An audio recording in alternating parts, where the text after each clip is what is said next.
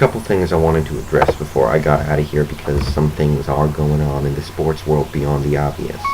Number one, college football. Bowl season's almost on us, and I'm not going to sit here and comment on all the bowls, but the Heisman. I never really got to comment on my thoughts on the Heisman. I was rooting for Tim Tebow simply because I wanted to see somebody win two Heismans back to back because that's obviously only happened once before, and it's such a rare opportunity to see something like that happen. So that was something I was rooting for. Did not happen. Sam Bradford's a very deserving winner. Probably had a better year than Tim Tebow and probably deserved it more. I was just personally rooting for Tebow. Couldn't go wrong here. McCoy had a great year, but Bradford was probably the best quarterback, best player there. So good with that. But I kind of was rooting for Tim Tebow. As for the national championship game, I don't think Oklahoma has a defense, so I will say that my pick is the Gators. I think they could score 65 or 70 points. I don't think Oklahoma's going to be able to stop them. It should be a very high-scoring game, but I think, Oklahoma's going to get their points, but I definitely like the Gators to win that one and win the national championship. Let's see, what are some other bowl games? I think USC is playing Penn State. I like USC in that one. What else? I can't really remember. I think Texas is playing Ohio State. Yeah, I like Texas in that one. And if something else occurs to me about college football, I'll let you know. But, the main thing in college football that it continues to come up even after all this time is the Texas and OU thing. Who deserved to be the national Big 12 champion and go to the national championship game? And it's frustrating because there's no right answer here. You can make a really good argument for OU and you can make a really good argument for Texas, but at the end of the day, there's no really right answer here. The only way we could produce a right answer is for a playoff system, but it's not going to happen. And it's a shame because for all those players at Texas who worked their butt off to try and get into the national championship and maybe deserve to, and they don't get to that's just the biggest shame there is. And had it gone the other way, I'd say the same for the Oklahoma players.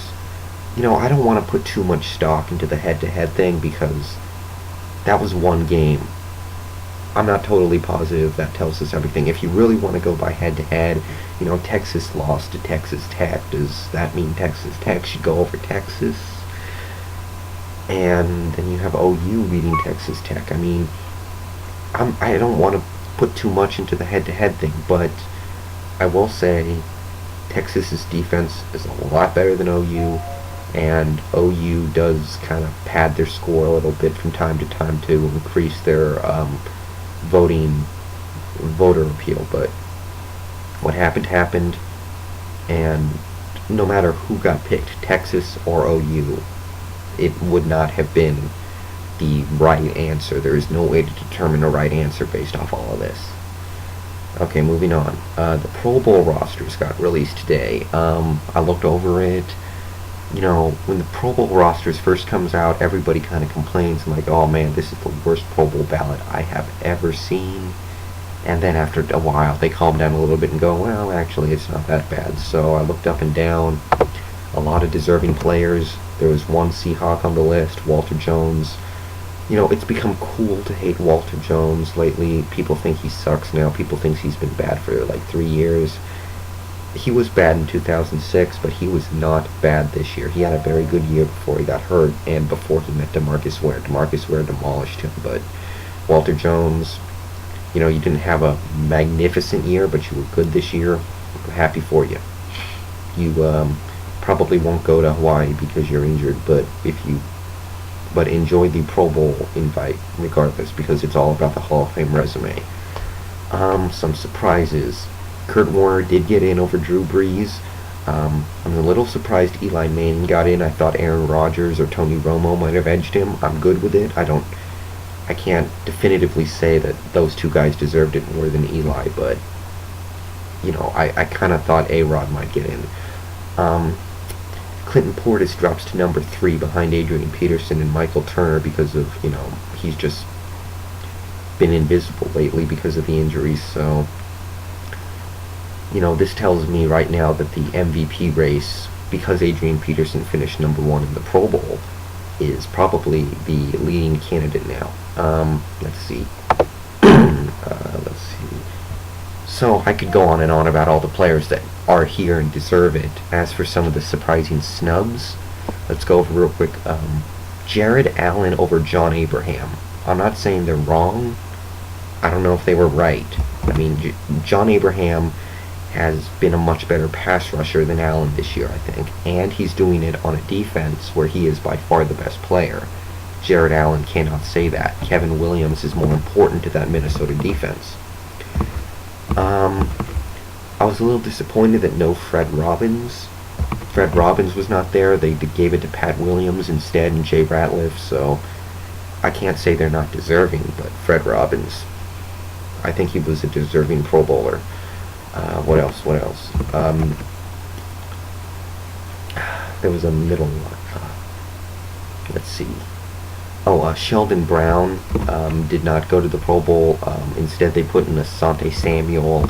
I think Sheldon Brown has been better than Asante Samuel, but it's same team, so it's not like the Philadelphia fans are going to get upset about that. But I would take Brown over Samuel. Dawkins made it in over O.J. Atogwe. I'm a big Brian Dawkins fan, so I'm not complaining, but I was surprised. AFC now. Let's look at the AFC. Peyton Manning is starting, which is awesome. That tells me that he is in the MVP hunt still. But where were Phillip Rivers and arguably Chad Pennington? Brett Favre does not deserve the Pro Bowl. I think Jay Cutler might. I think it should be Peyton Manning, Brett Favre, Peyton Manning, Phillip Rivers, and Jay Cutler just this much over Chad Pennington. Thomas Jones gets the start. Nobody knew he was having a monster year until they looked it up after they saw he was starting in the Pro Bowl, so good for him. But Ronnie Brown, are you kidding me? Steve Slayton, maybe even Lindell White. A bunch of guys deserved it more than Ronnie Brown. Come on. He had one really big game, and that's about it. Reggie Wayne made it over Randy Moss. I'm happy for that. I'm a little surprised by it because Randy Moss has all those touchdowns, but I'm not distressed by it or anything. Antonio Gates got in as the backup, which he hasn't really had a very good year, so kind of surprised by that. I think Dallas Clark and Owen Daniels deserved it more than him. Joe Thomas and Jason Peters got in, which is a sham because both of them have been pretty bad this year. Who probably deserves it more? Maybe Matt Light, maybe Jake Long. I don't agree with that. Alan Faneca and Chris Steelman probably both don't deserve to get in. I can't think of who does, but I don't think it's them. No Sean Ellis. I don't know who he should have gone instead because three defensive ends in the Pro Bowl for the AFC are Williams, Mario Williams, Dwight Freeney, and Robert Mathis. But Shawn Andrews, he's had a great season from the 3-4 defensive end. What else? No Lamar Woodley over Terrell Suggs. I'm good with that because Terrell Suggs is the best outside linebacker on his team. Lamar Woodley is the second best. Just something to consider. Let's see. That's about it for major things I noticed about the Pro Bowl. All in all, I was good with it. And finally, one last thing real quick, the MVP race. Right now, we are down to 4 candidates: Peyton Manning, Adrian Peterson, Kurt Warner, and Michael Turner. Right now, Michael Turner is kind of sort of on the outside looking in because he finished behind Adrian Peterson in the Pro Bowl voting, so that puts him behind Adrian Peterson in the MVP race. If he outplays Adrian Peterson and the Falcons win this week, he can bump Adrian and move into pole position for the MVP. So, of those 3 guys, I think Adrian Peterson's going to win. Peyton Manning has 1 game left because the second game he will probably not play very much. So Peyton Manning in 2 days has to roast the Jaguars, who I am going to take the Colts, probably throw a bet on them at -7. So Peyton Manning, roast those Jaguars. I don't hate the Jaguars, but pad your MVP case. And if he doesn't, it looks like it's Adrian Peterson's to lose. So that's about it. See you guys later.